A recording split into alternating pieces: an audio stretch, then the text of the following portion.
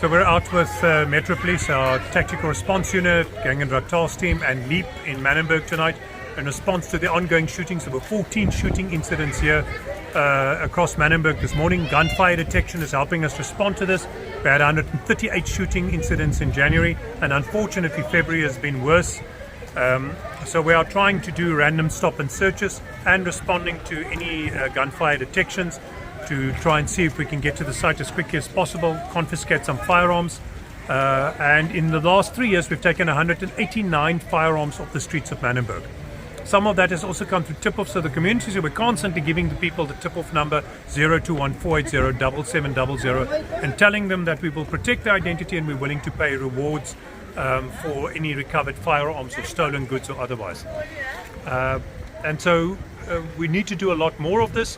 But Metro Police and LEAP is already punching well above their weight range. In the last 4 years across the city of Cape Town, they have taken 2,480 firearms off the street from the stats I saw this morning. We wrote to the provincial SAPS management, to Major General Makashalala. Commissioner Roberts wrote to him and said, look, these are all the firearms we've taken off the street. What is happening to these cases? Because in the last test sample we did, out of 720 firearms, we only had 8 convictions. That's a 1% conviction rate. So our officers are wasting our time chasing down people with guns, arresting them, seeing them released again, seeing those cases go nowhere, seeing the same shooters back on the road doing the same thing again. And it is a waste of our time if we are arresting people and there's no conviction. So we must push for a better conviction rate. And that's why we write to SAPS and ask them what's happening to these cases. And where it is falling flat, by and large, is at the ballistic testing. When those firearms go for testing, that process is too slow.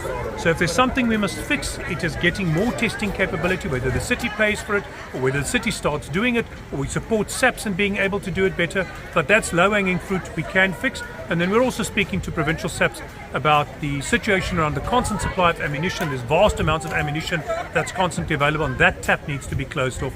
These are battles we will continue to fight, and in the meantime we will do what we're doing here across many of the gang affected suburbs across the city, and that happens every single day.